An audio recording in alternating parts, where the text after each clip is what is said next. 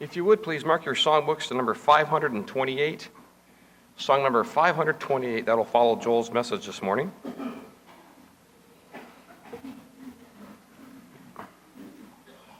And after you've marked number 528, please turn to number 508. Song number 508.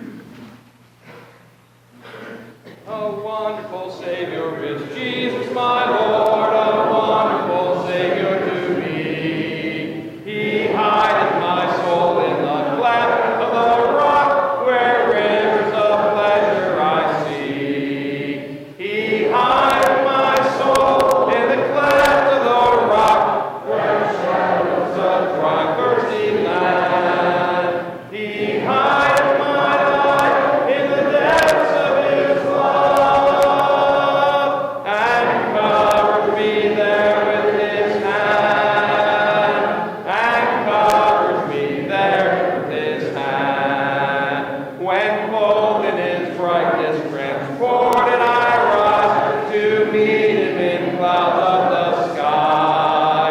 His perfect salvation, His wonderful love, I'll shout with the millions on high. He hideth my soul in the cleft of the rock, that shadows of dry thirsty land. He hideth my life in the depths of His love, and covers me there with His hand, and covers me there with His hand. If you would now please turn to song number 449. Song number 449. If you would please, let's stand for this song. Let's remain standing for the scripture reading that will follow.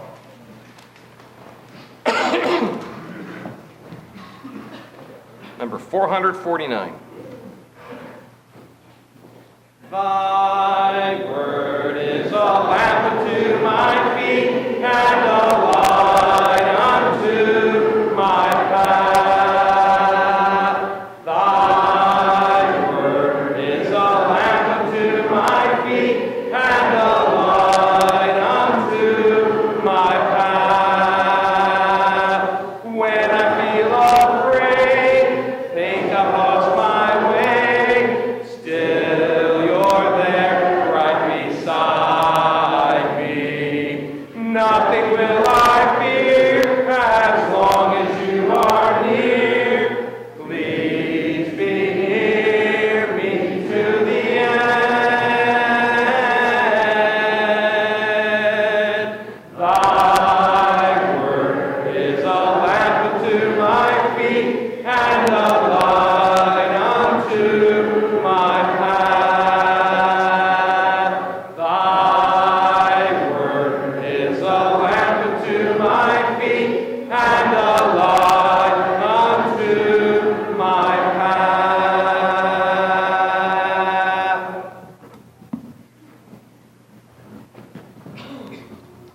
If you would, please take your Bibles and follow with me.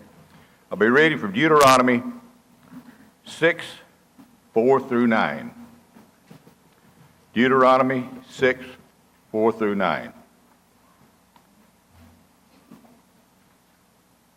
Hear, O Israel, the Lord our God. The Lord is one. You shall love the Lord your God with all your heart, with all your soul, and with all your strength. And these words I command you today shall be in your heart.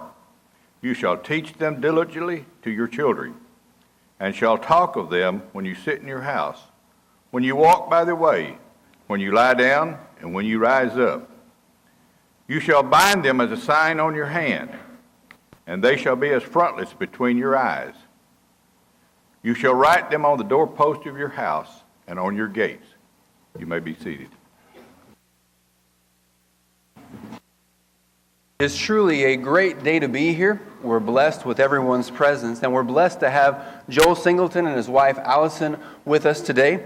Joel is now the associate minister for the Northwest Church of Christ in St. Pete. He has been there for about 9 years as a youth minister and a family minister, and now the associate minister, and we're certainly blessed to have him here today. He's talking about imparting faith. In the Bible class hour, he talked about the plan, and now he's going to come up and talk to us about the mission of why this is so critical. I do have a few extra books if you need to get one after the service today, but he's going to share with you the mission of why imparting faith is so important. Thanks, Joe.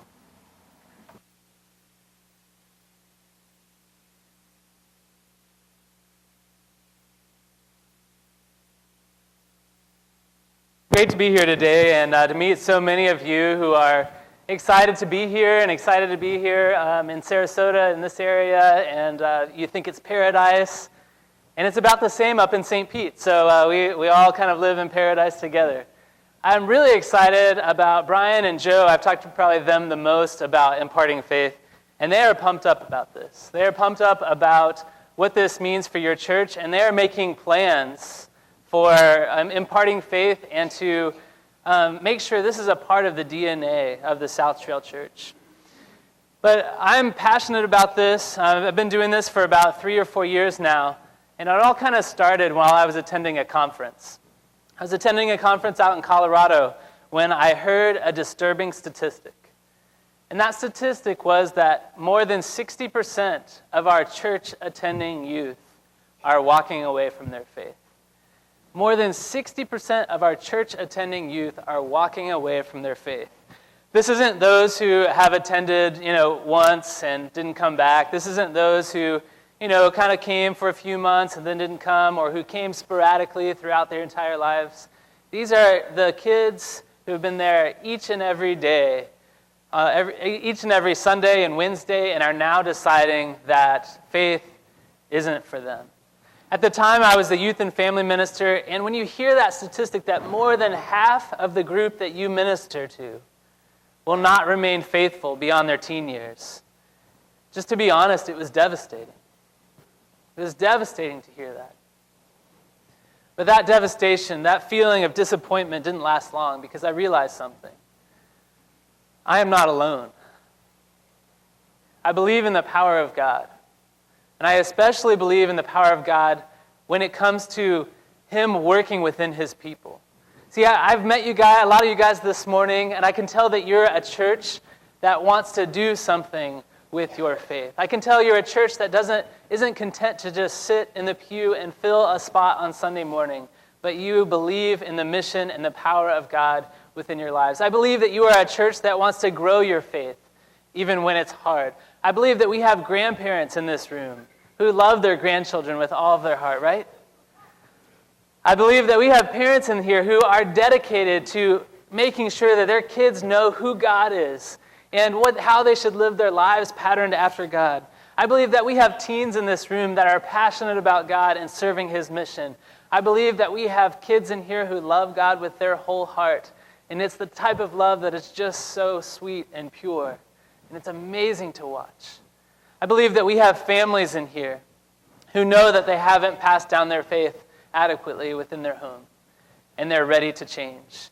See, I think we're standing at a turning point for this generation. And we have a decision to make whether we're going to be people that stand up and say, we will not let faith decline any further, or whether we're going to be people that say, okay, it's okay, we'll just let it continue to slide. I believe that this is a church that wants to stand up and say, we will do whatever it takes to make sure that this generation of faith holds on to it, that this generation of faith loves God with all of their heart, with all of their soul, with all of their mind, with all of their strength, and you guys are willing to work to make that happen. It's not going to be easy. Reggie Joyner, who's an author and minister, says this. He says, we have arrived at a potentially defining moment in society in which the church is losing its influence and the home is losing its heart. Why is the church losing its influence? And why is the home losing its heart? And the simplest way I can put it is American culture is suffocating Christianity. And when you look at the values of our worlds, it values success. It values career. It values jobs. It values money. It values busyness. It values pursuing everything to the highest degree and not having time for the people that you love the most, doesn't it? That's the values that it holds so true. And so if we play this out in the life of an average family, mom and dad wake up, what time? Really early, right? Really early, and you help the kids get ready to school. You send them off to school, and you go to work. And at work, you have to worry about your job. You have to worry about providing for your family. You have to make sure that you're staying ahead, that you are saving for retirement, that you're not going to lose your job, and that you'll continue to advance so that your family is well provided for. Well, you get off work, and do the worries stop there? No, you go and you pick up your kids from school, or you go home and make sure that they've made it home safely on the bus. And then then you have a quiet evening at home, right? No, then there's soccer practices to go to. There's baseball practices, swimming practices, practices for absolutely everything under the sun, right? And so you're taxing them all over the city to try to make it to this practice or that practice or whatever is going on within their lives. And then you get home and then you have a quiet evening in, right? No, well then there's dinner to make. And then there's house to keep up with. And there's so many things that are vying for your attention and your time and your money and your effort that family and the church is losing its influence within our lives. And when we look at this, this is the number one reason why faith is on the decline. See, the culture that we live in drives the heart of families. And many people look at Europe and they look at what's going on over there and they say, well, they're a faithless culture and the churches lost their influence and then the homes lost their influence. No. It was the homes that lost their influences first and then the church that lost their influence. Well, how bad could it be? How bad could it be? Well, they did a poll and they asked families this. During a typical week, how many of you read the Bible or read a Bible story with your kids? What do you think the answer was? 10%. 10% of Christian families read their Bible or a Bible story with their children during a typical week. They also asked, how many of you during a typical week will pray with your kids apart from meal times? What do you think the answer to that was? The same 10%. So our culture is pulling families away. Our culture is pulling us away. And there's this phrase that kind of has popped up within youth ministry. It's called the drop-off mentality. And the drop-off mentality means that you drop off your kids to learn their faith at church. All right, so if you don't have time to eat, if you don't have time to cook dinner, what do? You go out to eat, right? If you don't have the time to change the oil in your car, what do? You take it to Jiffy Lube, and sometimes you pay $80 for them to do it. If you don't have time to teach your kids about faith, what do? And the typical answer is take them to church, right? But church is not the training ground for faith. The home is the training ground for faith. Because when you see that a kid has had a tough week, is the youth minister there to give him guidance? Mom and dad are there to give him guidance, to make sure that they are able to recover from the tough week they've had. When a child needs correction, is one of the members here going to drive over to their house and say, now you shouldn't have done that, Johnny? No, mom and dad are there to give the correction. When a child needs love, who's there to give it? Mom and dad are there to give the love that they need. When they need discipline, they're there to give that. When they need to understand the depths of God's forgiveness within their life, who do you think is best to teach that to them? Mom and dad, because they're there. The average youth ministry, this was actually shocking to me, the average youth ministry gets about 40 hours of influence per year. Our youth ministry, I did some numbers, and is somewhere between, depending on the kid, between 150 and 400 hours per year. The parent gets 3,000 hours of influence per year. Faith has to be taught within their home. Faith has to be demonstrated within their home. So if your child wants to learn how to play guitar, take them to guitar practice. If they want to learn how to play football, take them to football practice. But if they want to learn about God, then you teach them at home. It's the parents who teach what it is like to be a disciple of Christ. So parents must realize that they are the primary source by which faith is passed down. The church is secondary. And the youth ministry is even behind that. They did a study, and they asked 7th through 12th graders to name their top 5 spiritual influences. And this is what they found. 72 to 85% said that mom is my top 5 influence, or was one of my top 5 influences. 49 to 64% said dad is. All right, so there's a bit of a bump there between mom and dad. And part of that, I think, is because there's a lot of single moms out there. So dads don't feel too bad, all right? The pulpit minister is listed 3rd, and the range is between 36 to 60%. The youth group is 25 to 34%. The Christian education at the church is 25 to 31%. Friends are 20 to 30%. And I can't read that from here. Church camp is one of the highest influences, and then the Sunday school Bible teacher. You notice what isn't on here? Youth minister. He didn't make the list. The youth group made the list. Okay, there's a lot of influences that the youth minister has that the youth group doesn't really, and he's a part of those kind of things, but the youth minister doesn't make the list. How many of you are surprised by that? I was surprised by that because I was a youth minister and said, what? I'm not on this list. I've got to be on here somewhere. But we realize when you look at this list, who's number 1 and number 2? Mom and dad. This is straight from the lips of teenagers. Mom and dad are the number 1 influence in my life. And so many parents assume that at that point that they don't have as much influence as their friends. But when it comes to spirituality, you will always have more influence than any other group within their lives.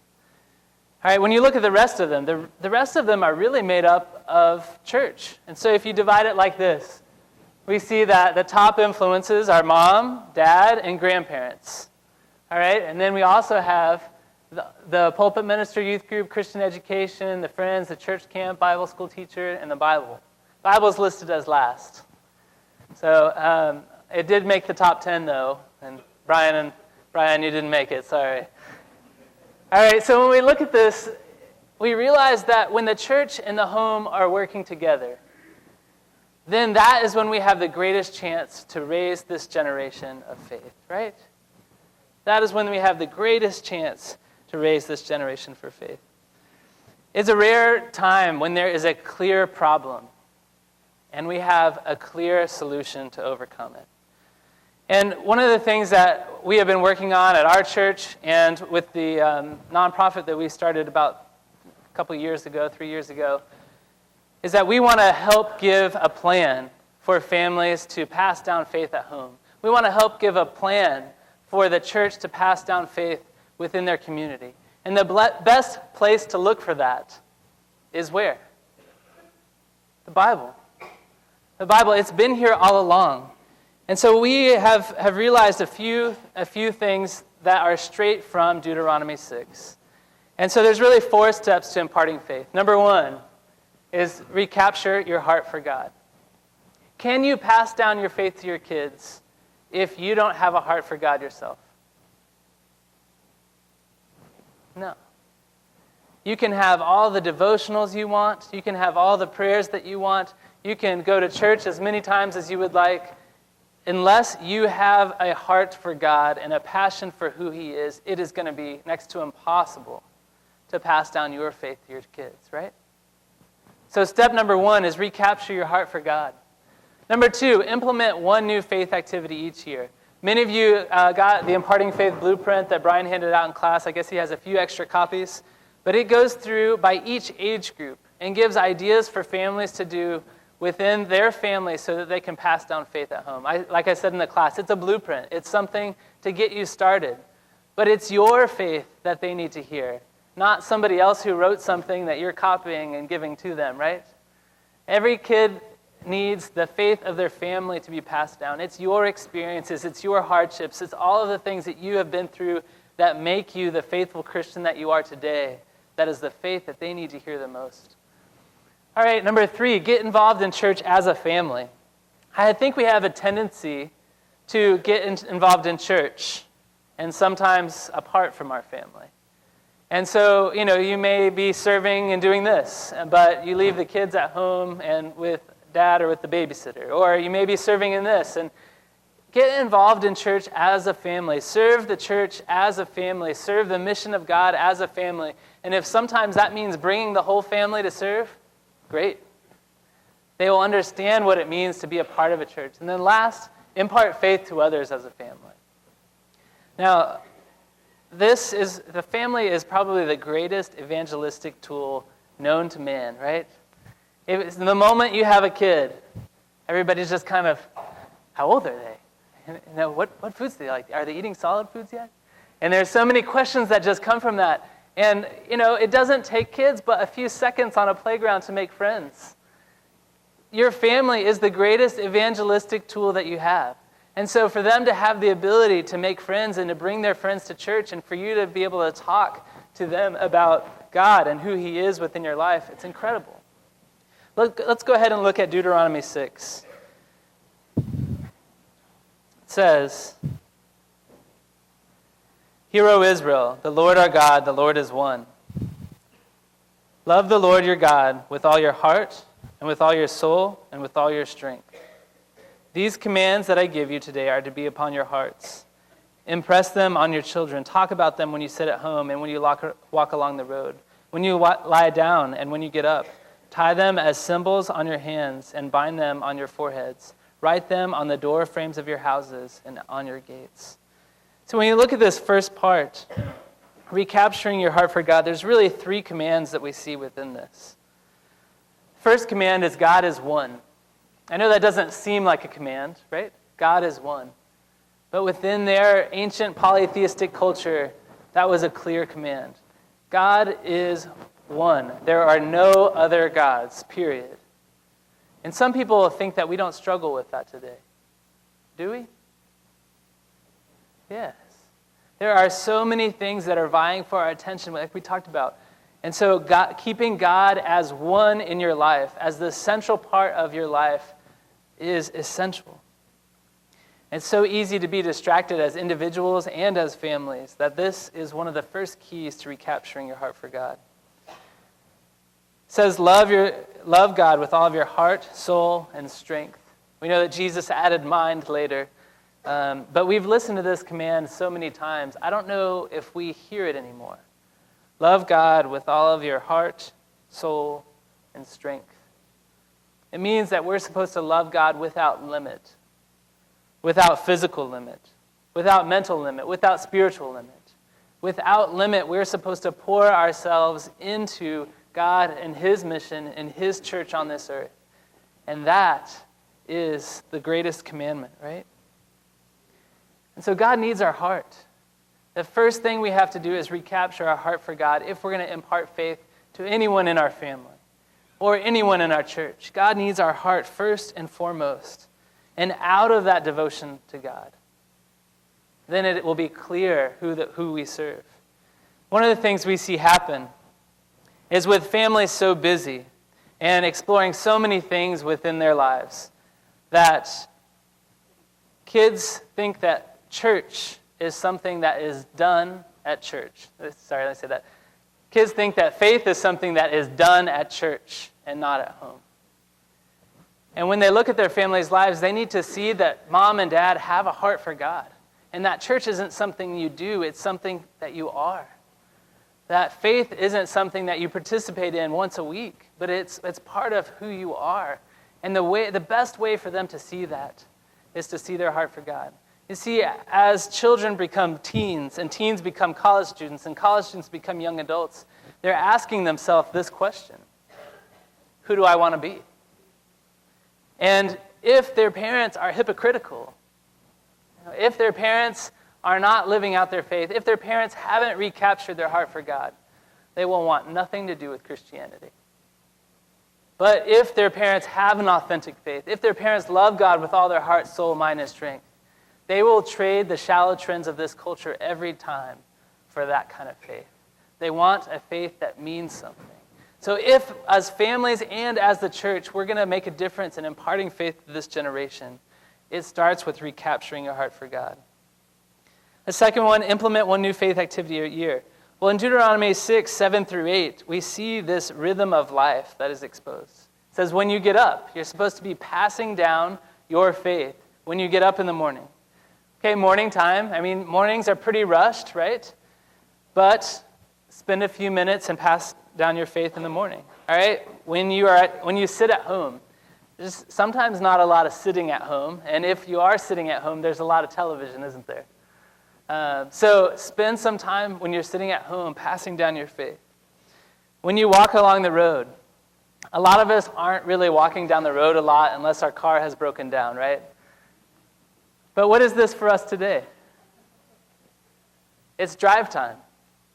It's the time that we spent traveling, taking the opportunities that God has given us and being able to share our faith within the moments in between soccer practice and band practice, or in between school and something else you're doing. So drive time, take advantage of that. When you lie down, when you go to sleep, share your faith with your family. To me, that time is the most special time. That time is the greatest opportunity to have a quiet moment of faith with your family before they go to sleep. And there's just something sweet about the fact that the last thought that they have before they close their eyes and fall asleep is thinking and praying to our Creator. You know, some people feel bad about falling asleep during a prayer. But I think that God, if you fall asleep in His arms, would enjoy that, right? If you fall asleep thinking about Him and who He is and what He means to you, He enjoys every minute of that. He says, bind them on our foreheads and tie them as symbols on your hands. Okay, all right, I can guarantee you if you have kids and you start binding things around your foreheads and tying things on your wrists, that they will not be seen with you in public. They will probably disown you immediately. But what does this mean? Tie them on your hands and bind them around your forehead. Let these commands be a part of everything you think. Let these commands be a part of everything you do. And so when we look at this passage, we can see that doing a faith activity a year is a great thing. We have said, just choose one faith activity per year. Just choose one. Because there's so many things going on that it can be overwhelming to, I need to pray with them, I need to have a devotional with them, we need to do service, your list gets really long and it becomes something that you don't enjoy. It becomes another task to do to keep you busy. So choose one per year and implement one new faith activity per year. If you have a family and you can see their age groups within the book that was handed out this morning, try it. See if it works. If it doesn't work, try a different one. Try what works for your family and make sure that you are spending that time passing down faith to them. All right, getting involved in church as a family. Deuteronomy chapter 6, verse 9 says, write these commands on the doorframe. See, the doorframe is kind of like the center of the home. It's also the front of their home. We know that from Passover and spreading the blood of the lamb on the doorframe of their house. For them, in their world, it was the center of their home. So getting involved in church as a family is important. Having God as the center of their family is important. And today, that includes the church. There's a video series that was out recently. It says they like Jesus, but they don't like the church. And it's really talking about young people. The fact that they like who Jesus is and who He stood for, but when they go to church, they feel a disconnect between who He is and the way that the church looks. You cannot have Jesus without the church. You cannot have Jesus without His church because that is what Jesus came to set up. The two cannot be divided. And so if you're going to pass down faith to your kids, you cannot be separate from the church. You have to be a part of the life that is happening here within it. And then impart faith to others as a family. We see in verse 8 and 9, it says the door frame. Again, people from the outside can see that, but it also says, let it be a part of what you do at the city gates. See, at the city gates, that's where they conducted their business. That's where they, exchanged money. And so what he's saying is, let God be a part of the way that you do business, the way that you work. Let him be a part of that. And so really these 4 commands for imparting faith are straight from Deuteronomy 6. And especially with this last one, your kids need to see you talk to others about faith. If you're just a member at church here, the children and teens here need to see you talk to others who don't know God about your faith. That's one of the things that lets them know that it's real. If you never share your faith with anyone in the world, they'll say, well, it must not be really that important to them. It must not be really a part of who they are.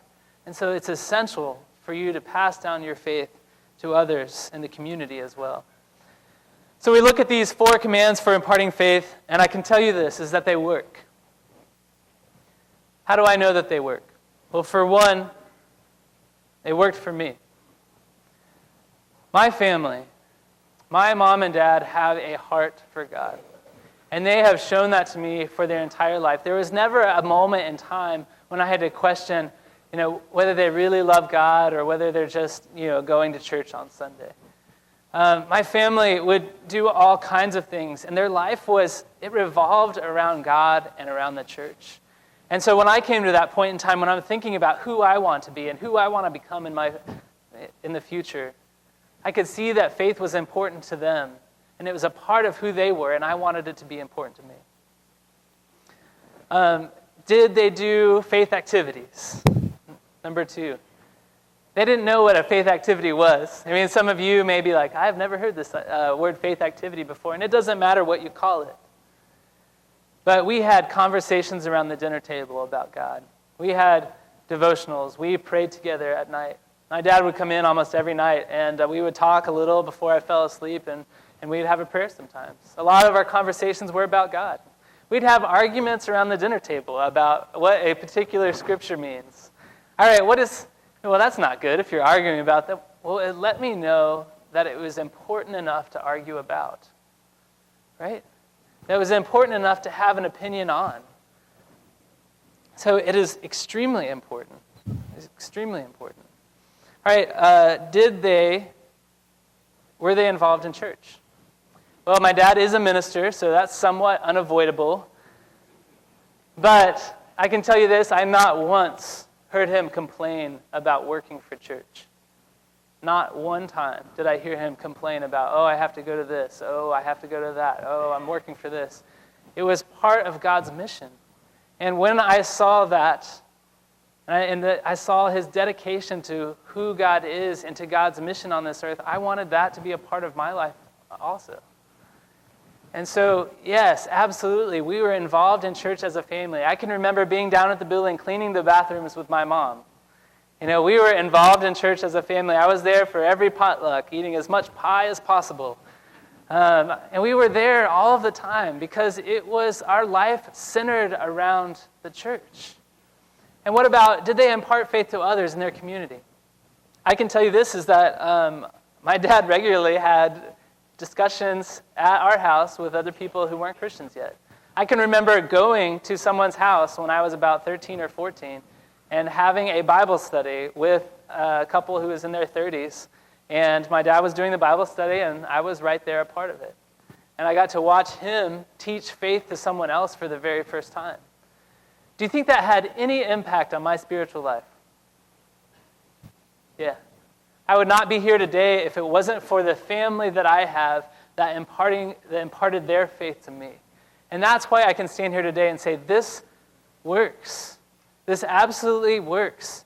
And it wasn't ever about the church passing down their faith to me apart from the family. It was my family that set the tone for my spiritual life. The church helped, right? But it was my family who passed on my faith. I can tell you it works also because we did this at our church a year ago.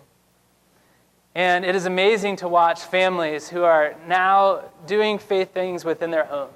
and are able to have faith times within their home. And they're coming to me and they're telling me stories about what they did with their kids and the impact that it has. And they're reading their Bible with their first graders, and it's incredible to watch some of the things that are happening within the home.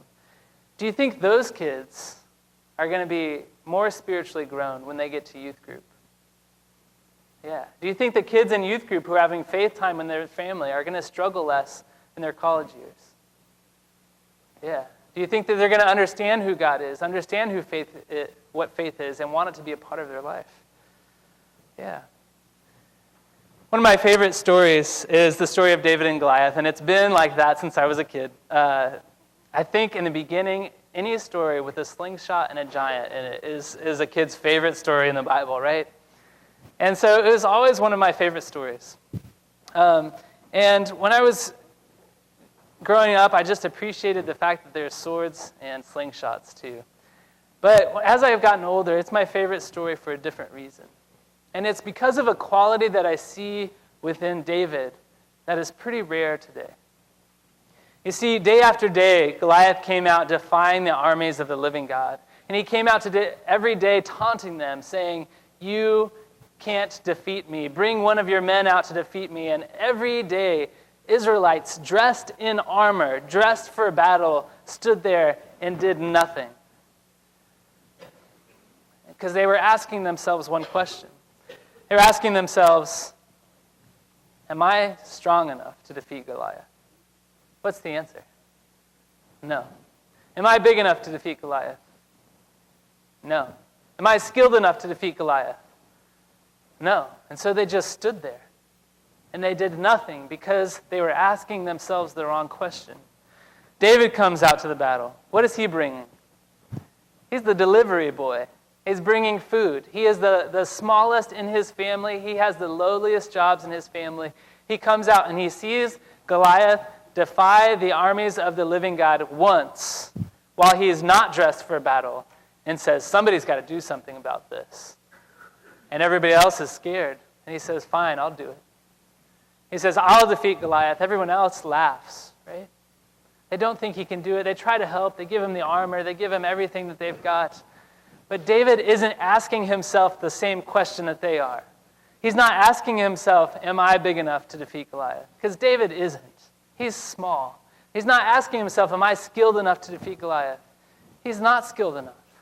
He's not big enough. He's not skilled enough. He's not strong enough to defeat Goliath. But the question he's asking himself is God big enough to defeat Goliath? And am I willing to show up? The question he's asking himself is God big enough to defeat Goliath? And am I willing to show up? And to be honest with you, the problem that we face today is much bigger than Goliath. It's much bigger than, just a giant standing before us in physical form defying the armies of the living God. It's much harder to defeat. But we can't ask ourselves, are we big enough to defeat this problem? Are we smart enough to defeat this problem? Are we strong enough to defeat this problem? Because none of us are. I can tell you that I'm not. But the question we have to ask ourselves as a church is God big enough to defeat the decline of faith in our nation? And are we willing just to show up? Because if we're willing to show up, he's willing to make all the difference. And it doesn't take this enormous strategy. It doesn't take, somebody with a huge brain to figure this out. God has given us the principles. They're already in his Bible. And all we have to do is have the faith to show up. And when you look at your family, do you have courage like David? Do you look at your family and say, all right, this is going to be weird and uncomfortable for us to do faith activities when we've never done them before, but we're going to start now. Do you have the courage like David did to show up? When you look at your family and you say, okay, I'm not sure how this is going to go. I don't know how to do this. I have never seen this before. Just try it. It doesn't matter how good you are at leading a devotional or doing a service project. It just matters that you're there passing down your faith to your kids. Do you see the world like David sees it? If you need God's power in your life, if you need the faith to see the world like David, if you need the courage to start something new in your family, if you need the boldness to say, I have something to offer and impart faith to others here at this church. And if you realize that you haven't been passing down faith like you should and you need our prayers, please come, always stand and sing. I know